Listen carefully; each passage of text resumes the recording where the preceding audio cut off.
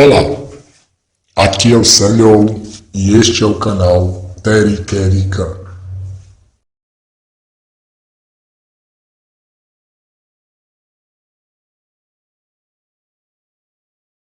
Prazer.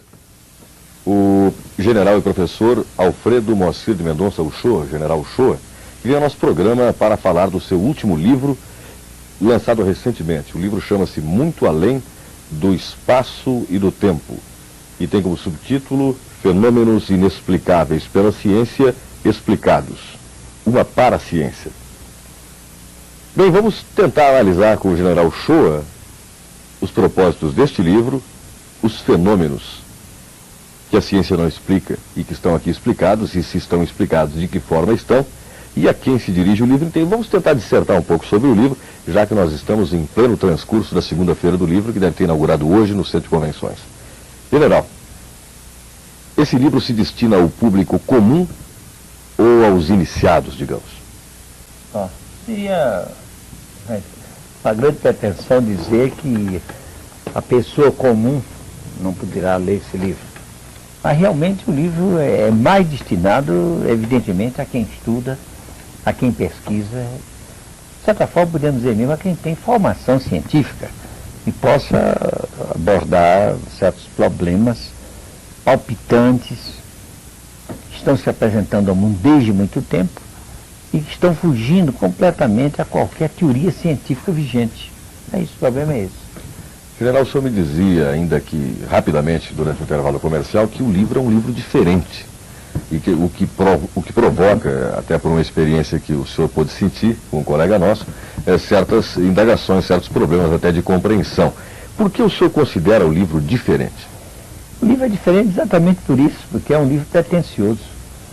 É um livro que nós não temos nenhuma dúvida em ser pretensiosos e afirmar que vamos explicar, ou tentaremos explicar, naturalmente sob uma angulação mais ampla, não estritamente científica, porém paracientífica. Isso significa uma angulação que, em um futuro talvez próximo, possa a ser científica, explicar os fenômenos em relação aos quais ainda não há uma teoria, vamos dizer assim, usando uma palavra um tanto pesada, ainda não há uma teoria decente, abrangente, racional e completa desses fenômenos. Não há absolutamente. Nós tivemos na Inglaterra, o ano passado, faz um ano agora, um congresso internacional com PhDs de várias áreas, prêmios Nobel, 400 e tantos participantes, e nunca vimos tanta timidez intelectual para considerar o aspecto teórico dos problemas. Só os aspectos técnicos, a demonstração dos fatos. Muito avanço, muita eletrônica, muita física, muita pesquisa em laboratório, porém nada amplo, abrangente, racional a respeito da explicabilidade dos fatos. Por isso que nós nos apressamos a publicar esse livro, apresentando uma ampla sugestão de explicação desses fatos. Tentando colocar expressões que me são deixadas, eu diria o seguinte: nós vivemos evidentemente num mundo de mutações e num mundo de muita ansiedade, num mundo em que se pretende, se procura explicações para tudo, quer dizer, através dos meios normais, né? As pessoas, por isso que o senhor mesmo fala em paraciência, né? em métodos paracientíficos, né? Porque na realidade a ciência está esbarrando em certas coisas que no futuro não esbarrará mais e provavelmente há de progredir muito na medida em que aceitar como realidade uma série de outras coisas. O senhor pretende diminuir um pouco a ansiedade das pessoas através da sua obra? Evidente, daqueles que se interessem realmente, para aqueles que se interessem realmente, científicos ou não, e às vezes a pessoa humana não é cientista, porém tem uma intuição das coisas, uma percepção que está vedada ao cientista, porque ele vive em um mundo que se fecha por si próprio em face dos preceitos científicos aceitos, quer dizer, dos preconceitos até, das leis consagradas, que eles acham que não se modificam. E aí a gente pensa que a história da ciência é isso. O que é a ficção num século, no século seguinte, desde de ser ficção já é ciência. Então há pessoas que não são cientistas, mas que têm uma abertura maior para entender e aceitarem certas coisas para as quais o cientista naturalmente se fecha, como uma pessoa religiosa se fecha em suas crenças. Então, existe uma crença científica que parece até que o cientista tem uma religião. A religião é a sua própria ciência. Fora daquilo não há mais nada, fica fechado nisso e a pesquisa vai caminhando a passos muito lentos quando os fenômenos estão aí, gritando, se apresentando há mais de um século. Há mais de um século. General, considerando que o senhor aborda assuntos que raramente são abordados, a não ser, digamos, de boca a boca, né? Pouco escritos, eu pergunto ao senhor, qual a abordagem que o senhor dá a esse livro? É uma abordagem analítica?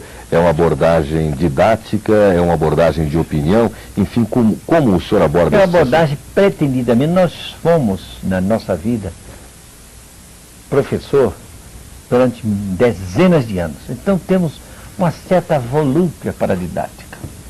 E fomos professor na área exatamente em que se desenvolve o racional.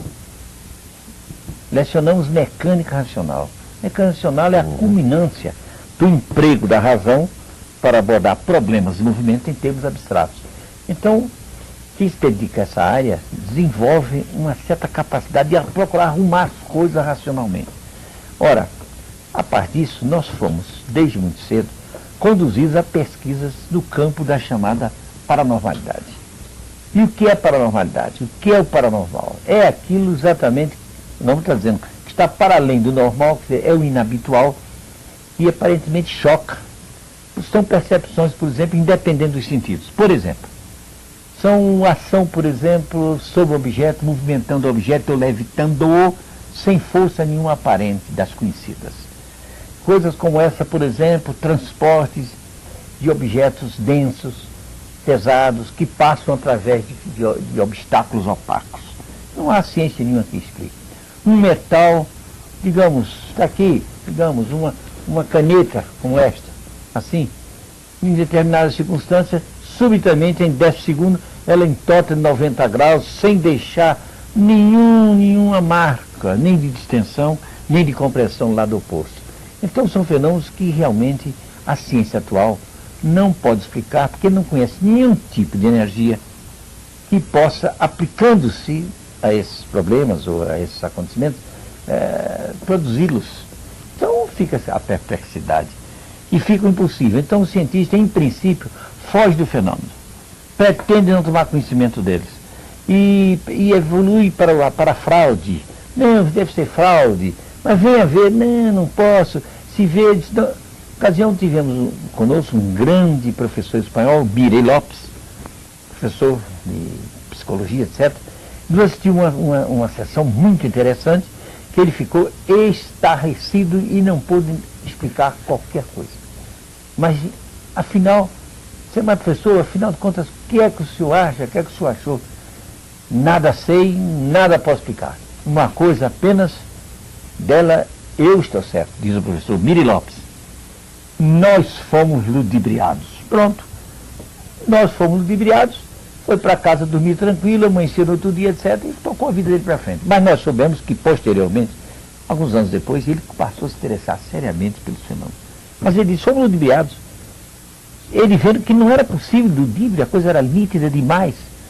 Mas ele disse, não sei como, mas fomos ludibriados. Porque o preconceito científico fecha o homem, o espírito humano, como uma crença religiosa fecha a criatura nos seus dogmas. O senhor acabou de usar uma palavra, inclusive, que me faltou antes. Preconceito científico, essa expressão, eu acho que coloca muito bem as coisas que estão freando a evolução da nossa ciência, realmente. É isso mesmo. A nossa ciência está avançadíssima. Nós temos razão para ter um certo orgulho humano do avanço científico, particularmente nesses últimos anos, ou nessas últimas dezenas de anos, viu, deste século. Muito bem. Mas em face desses fenômenos que nós abordamos aí, nós verificamos que nós estamos apenas num pálido começo do nosso conhecimento do cosmos e do universo. É isso que nós mostramos aí. Nós tratamos nesse livro, nós tratamos esse livro de 3 níveis, vamos dizer assim, de universo. Entendeu? Primeiro, que é esse que nós vivemos, espaço temporal. O segundo, que esse tem o hiperespaço, que nós chamamos de hipertempo. E ainda o universo superior, que é o universo integral, que abrangeria os 2 primeiros. Então, o universo integral em 2 níveis. o hiperespacial e o espacial. Depois de apresentado para cientificamente, com fundamentos, experiências feitas pelo mundo todo, só por nós. Não, nós temos experiência desses campos todos, mas nós não nos baseamos, nem tínhamos condição disso, e nos baseamos apenas na nossa experiência. Pelo contrário, nós nos baseamos em experiências sérias de homens como Charles Richer, como William Microbe, como Aksakov, como Zoe, enfim, um mundo de grandes cientistas que o mundo tem tido. Nessas experiências nós nos baseamos, confirmadas largamente por muitas experiências que nós temos também nessa área. Então, criamos dessa maneira uma concepção de universo superior em que há uma gama imensa de energias, além das quais, de certo nível, a ciência não tem o menor conhecimento. Certos níveis de matéria, além de certos níveis, a ciência não tem o menor conhecimento ainda. E outra coisa mais importante, os níveis da consciência. Os níveis da consciência que ainda não são aceitos nem pelos mais profundos e mais alevantados e famosos psicólogos. Então, nós tratamos das coisas de uma maneira muito ampla, como que pretendendo apresentar uma certa vanguarda para essas coisas, sem falsas modéstias. General, gostaria de lhe fazer uma pergunta e de lhe pedir uma colocação. O senhor realmente nos diz que o seu livro traz uma abordagem científica destes problemas até hoje não explicados pela ciência, abordando o universo integral, enfim, uma série de aspectos que nós poderíamos até citar o sumário do livro. No entanto, a dedicatória do seu livro é para pelo menos 2 nomes que a gente tem assim como grandes mestres, grandes místicos, né? E a gente tende a separar hoje, talvez por um preconceito, e o senhor poderia explicar isso melhor do que eu, os místicos dos cientistas. Então eu gostaria de uma explicação, um livro científico dedicado a místicos. Mas a questão é que esses místicos que estão aí referidos não são apenas místicos, eles são sábios. São sábios, já perlustraram todos os caminhos dessa ciência que nós estamos. Eles já perlustraram os caminhos do conhecimento do espaço-tempo, de toda a matéria que o homem conhece agora, e toda essa energia. Eles não são propriamente místicos num sentido assim superficial. Eles são místicos no verdadeiro sentido que seja a mística. Mística não é misticismo, não são crendices, não são religiosidades superficiais. A verdadeira mística é um conhecimento superior em que o ser se realiza e apreende a realidade por faculdades que vão além das faculdades mentais. A nossa ciência é puramente racional, com fluxos intuitivos aqui e acolá, mas ela é essencialmente racional. Haja vista a matemática, nós amamos a matemática, tivemos formação matemática e devemos muito à nossa formação matemática. Fomos professor dessa área, porém até a matemática não penetra certas realidades. E isso nós dissemos num simpósio agora em Campinas. Campinas foi um acontecimento incrível no Brasil, primeira universidade que faz um simpósio em 3 setores, considerando 3 setores: matéria, energia e consciência, física e parapsicologia, e um setor de espiritualidade. Nós fomos a esse simpósio, dissemos isso lá, a propósito de uma exposição matemática muito importante, que a física teórica atualmente, e com centos grandes professores e pesquisadores da Universidade de Harvard, eles estão chegando à conclusão, primeiro pela própria via matemática, e depois por experiências em fatos e fenômenos do campo da física interatômica, que não há outro jeito de explicar aqueles acontecimentos, já no plano da física, se não se conceber um espaço do espírito. Então eles já aceitam que com o espaço do elétrico, que é o espaço da matéria, convive um espaço do espírito. Pois bem, em Campinas, um professor de física teórica fez uma bela exposição, pura matemática, muita coisa, falou até em relatividade complexa, que é uma coisa interessantíssima e transcendental, que pouca gente conhece. Há pouco tempo, até o Einstein nem falou muito dessa coisa. Mas agora os grandes desenvolvedores, vamos dizer assim, se pode dizer assim, os grandes ampliadores e estudantes da relatividade, já criaram a tal relatividade complexa, em torno dos números imaginários. É uma coisa fantástica. Pois bem, mesmo isso, ainda não é coisa em que possamos confiar para penetrar a intimidade da realidade universal. Porque nós sabemos que o mundo mental, onde essas coisas todas se passam, ainda é um mundo relativamente pequeno, relativamente baixo, relativamente denso, em relação à verdadeira espiritualidade, aos valores superiores do homem.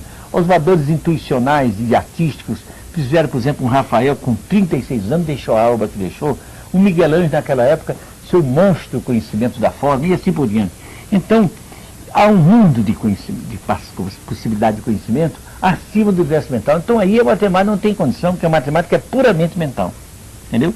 De forma que é preciso distinguir que esses mestres que nós homenageamos aí, esses mestres não são místicos comuns, são seres que perlustraram os caminhos de todo o conhecimento desse universo temporal, desse espaço-tempo em que nós vivemos, tanto assim que são seres que estão nos Himalaias, por exemplo, podem se deslocar para qualquer lugar que querem.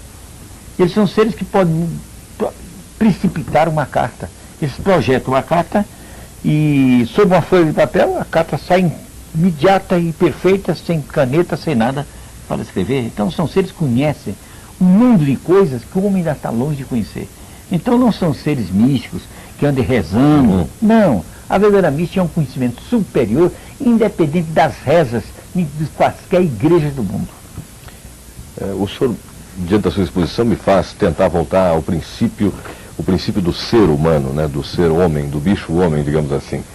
E me parece que, se nós continuarmos com os mesmos caminhos que a gente tem hoje, nós nunca iremos desenvolver este aspecto da nossa, digamos, integrar a dualidade do nosso ser.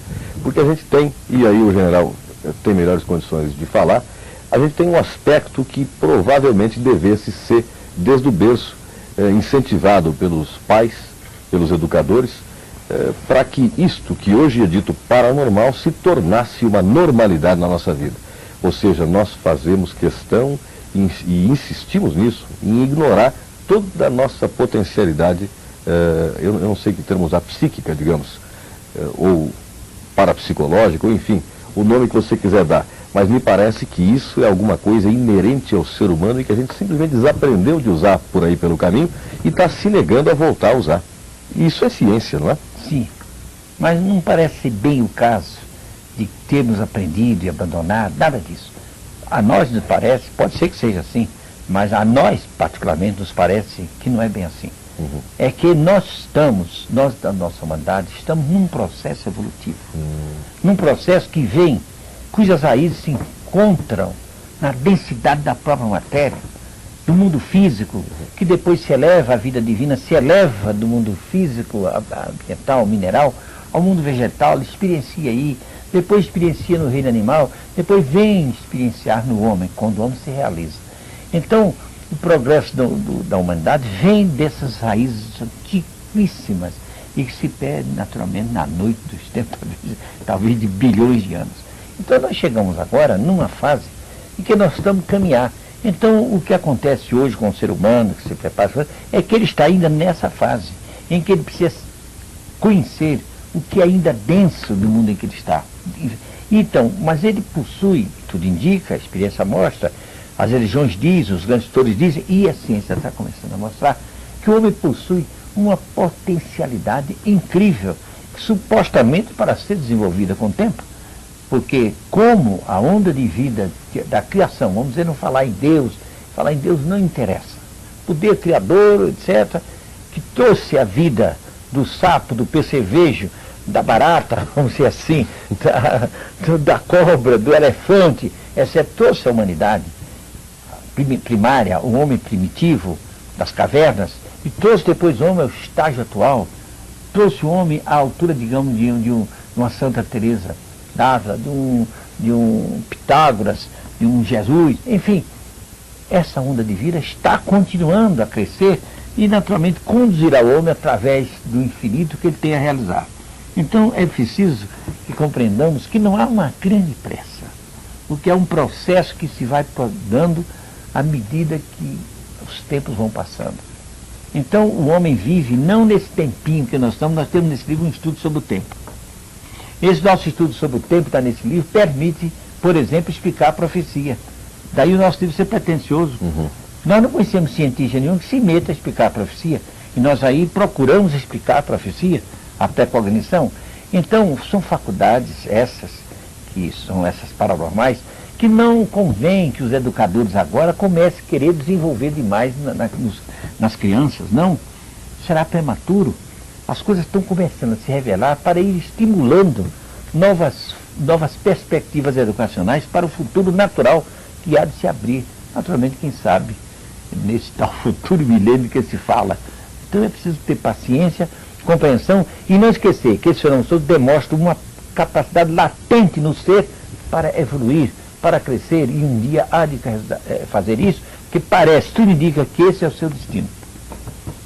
Eu abordei esse aspecto com o senhor, general, porque às vezes aborrece um pouco a gente ver, por exemplo, o senhor que foi educador pode ter sentido esse mesmo problema, é que diversas gerações vêm experimentando o mesmo sistema educacional, com pequenas variações, com sempre o mesmo currículo, a mesma forma, e às vezes me impressiona certas discussões, por exemplo, sobre o aproveitamento ou não de certos aspectos do progresso científico na educação de hoje, porque o tempo de vida médio do homem não nos dá condição de nós repisarmos os passos de gerações anteriores. Então nós deveríamos partir, penso eu assim, do ponto em que as gerações anteriores pararam e tentar aprofundar esse estudo para frente.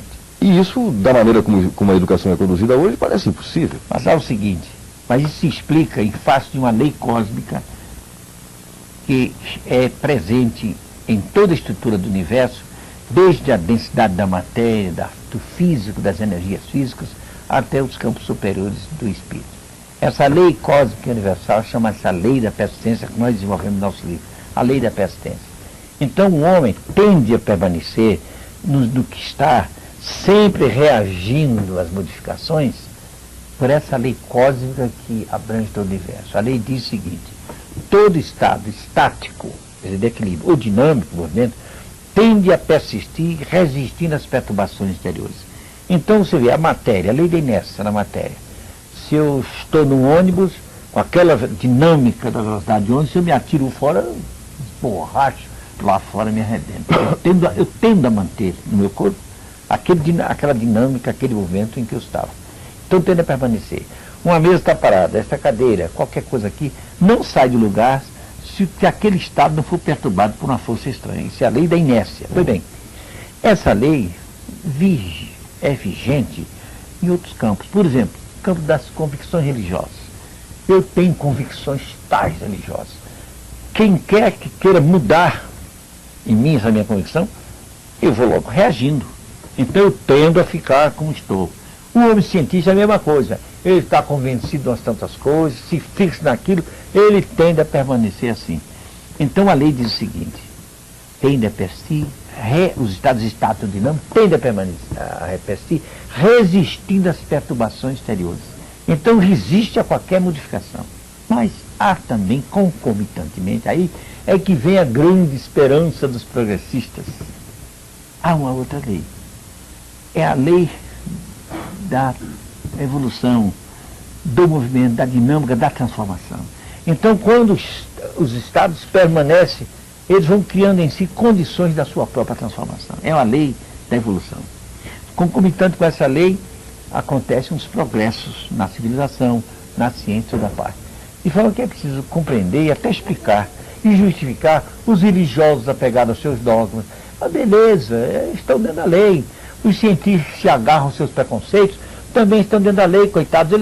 Eles não têm obrigação de estar eternamente se transformando. E digam mais o seguinte: é até muito bom que assim seja, para que as aquisições feitas persistam, produzam os seus frutos e se transformem quando a evolução empurrar essas coisas para frente.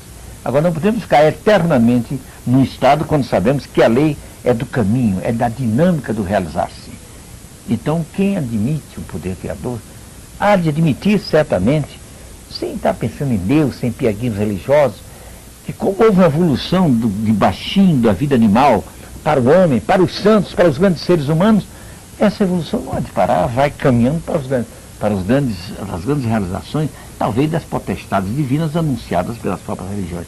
Então, é de se esperar que nós sejamos numa fase científica em que certas coisas estão acontecendo, estimulando, procurando estimular o homem para sair daquele estado de conformação científica, conformação religiosa, conformação filosófica, tudo isso que permite a resistência à modificação, tudo isso acabe se transformando em uma aventura superior, levando ao mais alto, ao mais alto, ao mais alto. General, essa inércia que o senhor se refere não seria, de certa maneira, uma forma de autopreservação, digamos assim? Certo, mas a lei é sábia. Olha, a Igreja Católica, com todo o seu conservadorismo, ela é um exemplo perfeito, extraordinário da lei da presciência, o que a Igreja tem feito de bem para a conservação da nossa estrutura, da nossa evolução social, etc. Mas, evidentemente, a Igreja tem que se transformar. Ela mesma se transformou. Ela nunca aceitou o movimento da Terra todo o Sol. No entanto, quase que condena Galileu. Entre todos, acabou não condenando. E hoje Galileu está nos pináculos da glória. E assim por diante, a própria Igreja vai se transformando. Agora, como ela tem uma missão essencialmente conservadora, ela ainda é conservadora. E os estudos mesmo nesse campo, que alguns católicos, escritores notáveis, de muito valor, inclusive nós citamos aqui, por exemplo, o René Sud, por exemplo, um grande parapsicólogo francês, etc., e os estudos que eles fazem são sempre tocados desse conservadorismo, desse tipo de má vontade para aceitar hipóteses novas. Mas vão indo. Alguns têm que sentir isso. Tem que sentir que, apesar disso, eles vão caminhando. De forma que a Igreja tem prestado grande serviço à humanidade, apesar de ser ultraconservadora e querer persistir nos seus dogmas.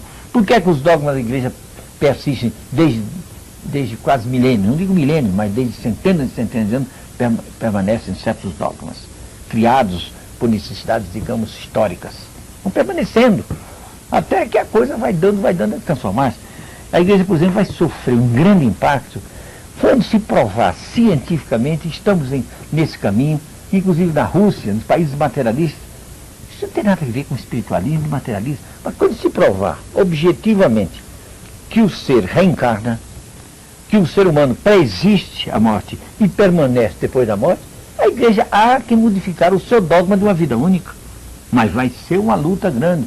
Ela resiste a isso, porque é um dogma. Então ela resiste. Então a parapsicólogos católicos pelo mundo só tentando diminuir a importância da experiência parapsicológica quando ela é uma experiência feita em nível alto, em nível científico, autenticamente científico.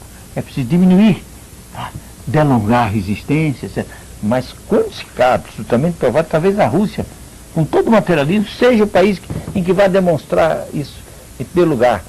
Como lançou o primeiro Sputnik, pode lançar um Sputnik espiritual de uma hora para outra aí, que vai embaraçar todo o dogmatismo religioso que se prende a uma vida única do homem. De forma que isso é uma, vamos dizer assim, é uma grande confusão organizada e planejada pelo Poder Supremo para que o homem e a humanidade um dia se realize nas supremas hierarquias do espírito. É extraordinário ver o senhor que tem uma formação física, uma formação matemática grande, foi professor de mecânica racional, é uma parte da física até fascinante. Só que aparentemente são coisas que aparentemente contraditórias. Né? E a pergunta que eu queria lhe fazer é exatamente isso. O senhor fala em dogmas na igreja e a gente lembra, né, de que quase tudo na matemática e na física tem sempre uma hipótese, uma tese, uma demonstração. E onde é que a gente está falhando nessa história? A gente está formulando erradamente as hipóteses, está se negando a mudar as hipóteses são como dogmas ou como é que funciona isso? As hipóteses são como dogmas, as hipóteses são hipóteses. Agora, quando as hipóteses se confirmam, criam-se leis, porque o que é ciência? É pesquisar a relação dos fenômenos no espaço, a sua inter-relação, as interações, etc., no espaço ou na sucessão do tempo. Então fazem-se hipóteses a respeito do relacionamento das leis de dependência, quer no espaço, quer no tempo. E feitas hipóteses, estabelece-se leis, se a ciência está cheia de leis. Muito bem. Mas acontece que aparecem fenômenos que não se enquadram nas hipóteses feitas. Então é preciso que se reformulem as hipóteses, que se façam novas hipóteses. Por exemplo, o problema da passagem de objetos densos através de obstáculos densos. Nós temos certeza absoluta disso, nós escrevemos livros já sobre isso. Quer dizer, num ambiente rigorosamente fechado, pode passar um buquê de 100 rosas, 200 cravos, etc.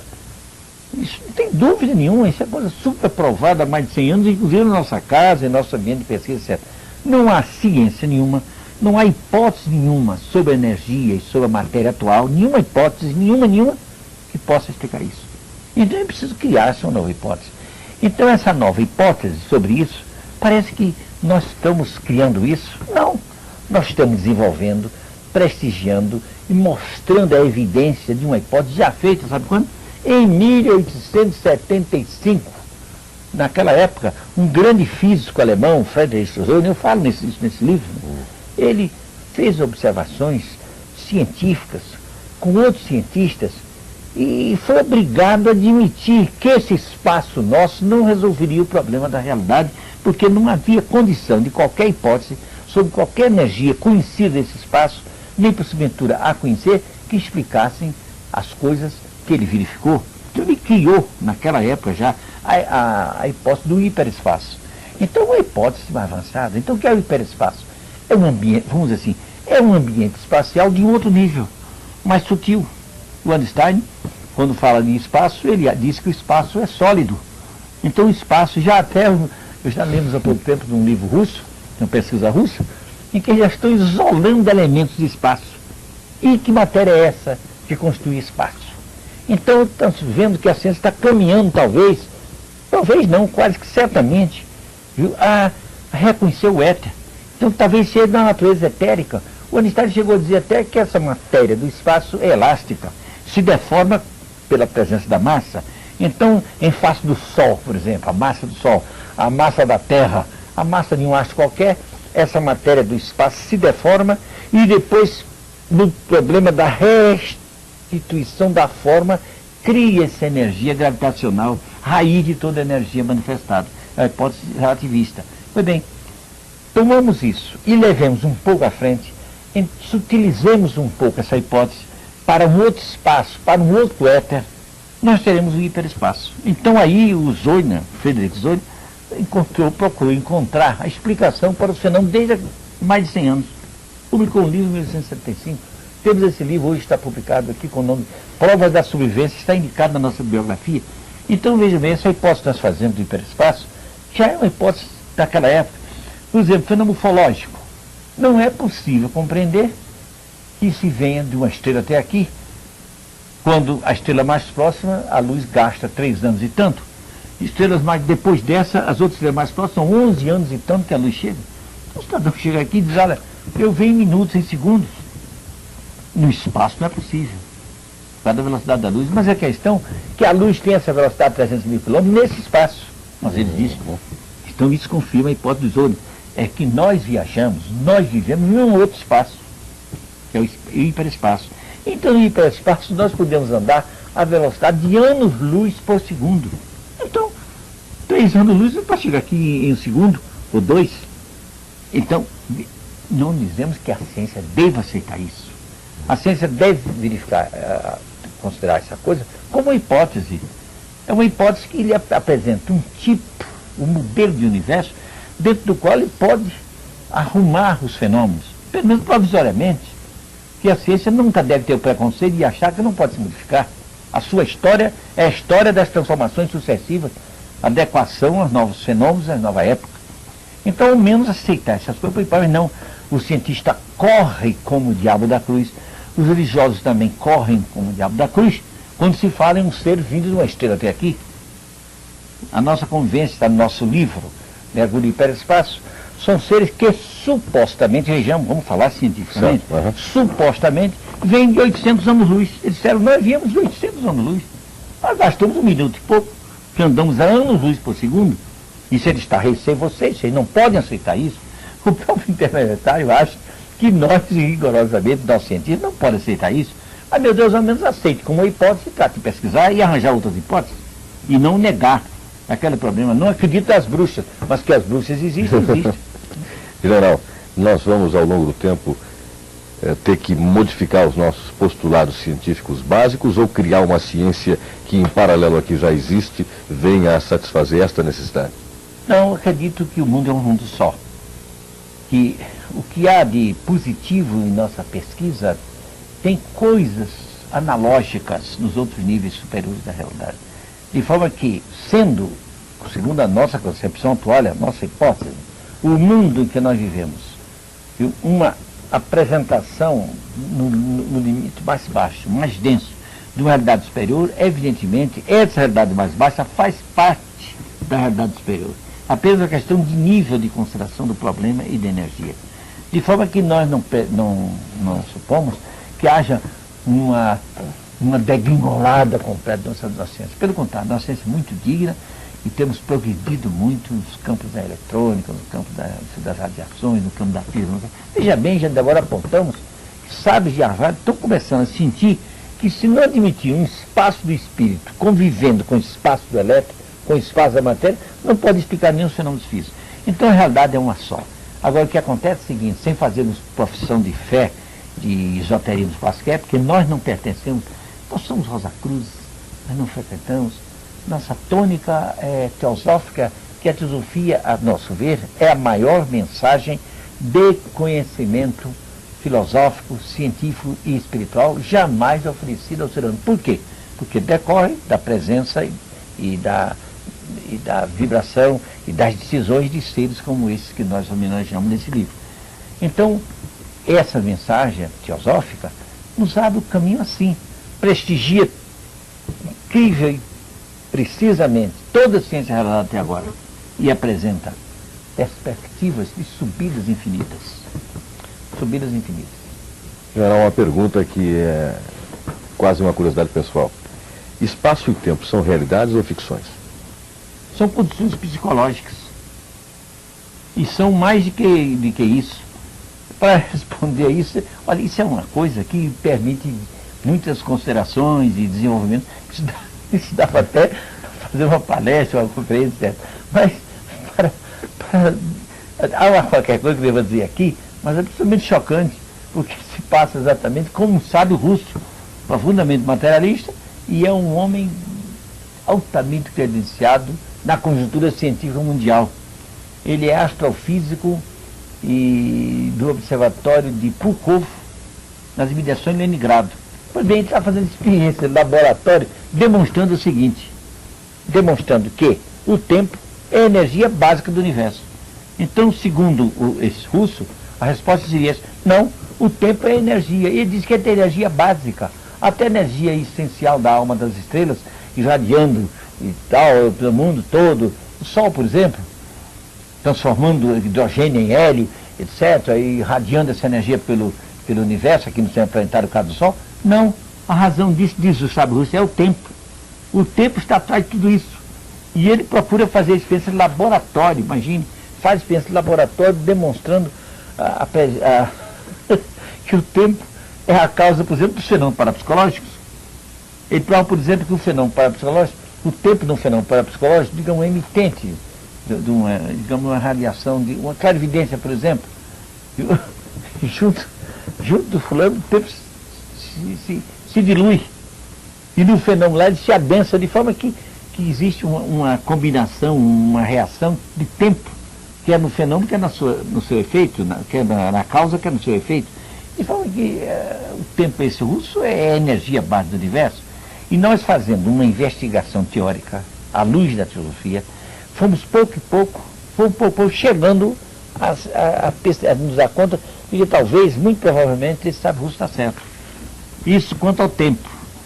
O espaço são os vários níveis da manifestação universal. Nós estamos no espaço, no nível mais denso da nossa percepção, depois aparece uma percepção no espaço, que é o hiperespaço, e assim por diante, de forma que o espaço decorre de uma apreensão psicológica da ambiência que nós estamos e de uma conceituação desse ambiente. Ora espaço, ora espaço hiperfísico, ora hiperespaço, ora os espaços astrais ou planastrais, ora os espaços mentais e ora os espaços supramentais, onde a realidade divina é mais fina, mais perfeita e absolutamente crística ou divinizada. General, senhor me dá licença? Pois não, vontade. O nosso bate-papo, eu acho que está assim tão interessante que eu vou lhe pedir para ficar um pouco mais com a gente. Só que eu gostaria de fazer um intervalo comercial. Enquanto isso, a gente descansa um pouco. Nós voltamos daqui a pouquinho ainda para falar do seu último livro, Muito Além do Espaço e do Tempo, lançado pela editora Tesauros, e que já está à venda, e a gente está falando do livro a propósito da realização da segunda-feira do livro aqui no Centro de Convenções, que foi inaugurada hoje. Mas a gente não pode ficar conversando sobre um livro com a presença do General Uchoa. A gente começa a dissertar, começa a fazer perguntas, e isso aqui se torna assim um excelente terreno para a gente divagar em torno de diversas coisas. Então pretendo agora voltar ao livro, que é uma coisa que nos interessa muito de perto. Aliás, como de resto, tudo que foi aqui conversar nos interessa muito de perto. E o sumário do livro chega até a assustar. A gente não... realmente, General, há de convir que se a gente vê um sumário do livro que começa com o universo espaço-temporal, abordando o universo integral, o universo hiperespacial, hipertemporal, universo integral, a duração, as várias dimensões do tempo no mundo integral, etc. Ele vai indo, abordando metapsíquica subjetiva e vai terminar abordando cura transcendental, síntese da teoria geral sobre a fenomenologia parapsicológica metapsíquica. A gente de repente se assusta, porque aqui no meio, inclusive para aqueles que gostam de detalhe, eu diria que há um capítulo em que, através da análise da metapsíquica objetiva, o General Uchoa aborda inclusive os fenômenos conhecidos por todo o povo, que são os fenômenos Uri Geller e Thomas Green Morton. Então eu gostaria de dedicar esses minutos finais da nossa entrevista ao seu livro, General. O senhor tem toda a liberdade de comentar aqui o que o senhor desejar, inclusive esta abordagem, talvez que é uma abordagem muito popular em torno de Uri Geller e Thomas Green Morton, que a gente teve a oportunidade de assistir e, de certa maneira, se decepcionar um pouco aqui em Brasília. Bem, eu fico sem saber, porque é tanta matéria, tanta coisa, sabemos como abordar o problema. Nós preferiríamos que você especificasse, se quer dizer, por exemplo, quer alguma coisa sobre os fenômenos do Thomas, os fenômenos do Uri Geller, os fenômenos psíquicos. Exato, eu gostaria que o senhor explicasse, dentro do seu ponto de vista, evidentemente, uma coisa que a gente conheceu, que são os fenômenos de Uri Geller e Thomas Green Morton, evidentemente dentro do seu ponto de vista, porque há uma quantidade imensa de correntes tentando explicar o que acontece com eles e provavelmente ninguém explicando realmente. Começamos observando o seguinte, que nós não conhecemos correntes, nós não conhecemos. Estamos agora ouvindo você falar. Que tenta explicar. Agora, que verifique os fatos, nem hipóteses. Não? Nós não conhecemos hipóteses. Conhecemos as pessoas, os neurocientistas, ficarem estarrecidos com os fenômenos. Por exemplo, o caso do Thomas, do Uri Geller. O André Pilharisch levou aos Estados Unidos, e um dos primeiros contatos que ele teve lá, o Uri Geller foi com aquele von Braun, aquele grande astrofísico alemão, judeu alemão, que depois foi trabalhar nos Estados Unidos. O primeiro fenômeno que ele produziu com a presença do von Braun foi pedir a ele um anel de ouro, que o von Braun usava, um belíssimo anel no dedo do o Geller pediu. Observou, etc. Quando devolveu, não cabia mais no dedo do von Braun. Ele não pôde mais colocar. Nós não sabemos se depois o Uri Geller procedeu ao contrário, né? Arrumou. Aqui no Brasil, conhecemos do Thomas, nós não assistimos esse fenômeno. Nós assistimos coisas até talvez mais incríveis. Nós assistimos do Thomas coisas talvez mais incríveis de tudo isso. E mais incrível do que esse que nós vamos relatar, a propósito também de mental controlado. Ele, uma criatura foi visitá-lo lá em Três Corações, quando ele estava lá, agora está em Pouso Alegre. Mas não sabemos se foi em Três Corações ou Pouso Alegre. Uma pessoa de muitas relações dele. Estava com um medalhão enorme, uma beleza, um adereço feminino. O Thomas olhou assim e disse: Fulana, você não está achando esse medalhão grande demais, não? Passou os dedos, fez uma curva assim em cima dos dedos e foi apertando, o medalhão foi diminuindo. Ficou pequena, a senhora ficou indignada, mas o medalhão perdeu o tamanho. Quer dizer, ninguém sabe. Na nossa mão, está no livro isso. Está no livro aí com clichês. 20 cruzeiros que nós pegamos numa extremidade e ele pegou noutra extremidade, eu posso mostrar aqui. Extremidade. Ele disse: General, nós vamos permutar isso. Está aqui, você pode mostrar. Pode mostrar. Está aqui. De um lado, vê aqui, cruzeiro, e aqui a medalha que se transformou. O outro lado do cruzeiro e o outro lugar se transformou. O Thomas nos fez tomar 20 cruzeiros em nossas mãos, segurar por um bode dele no outro, disse, vamos transmutar. E fomos em 5 segundos, 10 segundos, o livro, aliás, está publicando isso, não sei se na televisão pode ser perfeitamente visto, mas pode.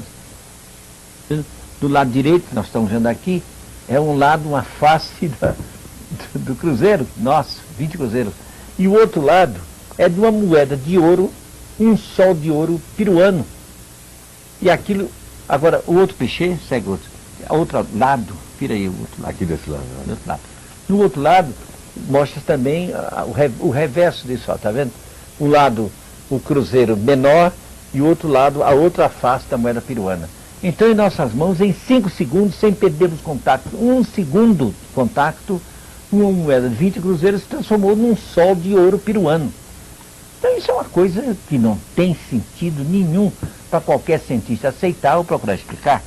Isso na presença de 2 médicos, 2 jornalistas e pessoas lá da casa. Então, e coisas mais incríveis ainda que isso, não tem, acho que aí tem também. Temos aí do Thomas, por exemplo, Essa nota nós temos aí, por exemplo, por exemplo, uma rosa feita de colher de sopa. Uma rosa feita de colher de sopa. Né? Eu acho que essa aqui não é? Olha aqui, mostra aí. Essa aqui eu Uma acho que rosa feita de colher de sopa. 3 colheres tomadas de cima da mesa do nosso faqueiro, levantadas, quando no espaço elas se enrolaram sozinhas e virou isso que a televisão está mostrando. Uma coisa extraordinária que não há oficina nem técnica do mundo que faça, principalmente em 5 ou 10 segundos, na vista de toda a gente durante o dia. Então são coisas absolutamente inexplicáveis. Agora, alguém pode pensar, mas o senhor que escreveu esse livro, esse general, pretende explicar isso? Nós pretendemos e explicamos. Mas nós não podemos explicar isso no espaço-tempo em que nós estamos. Nós temos que explicar isso admitindo realidades para além do espaço-tempo, porque tanto o livro é assim. O livro diz, muito além do espaço-tempo. Porque, muito além do espaço-tempo, existem seres de um poder super-humano que a pretensão humana não quer aceitá-los. Que as religiões também não querem aceitar, porque acham que Adão e Eva é a obra-prima do Criador, e nós somos a obra-prima também, ainda hoje uma obra-prima de segunda, que está criando, se acabando a si mesmo. É essa maravilha do homem, que está se acabando a si mesmo, é a obra-prima do Criador. Isso é até uma ofensa ao poder criador. É uma ofensa essa posição, dizer que o homem é o máximo da criação. Mas é o ponto de vista também do cientista, que não concebe nada acima das possibilidades do cérebro humano.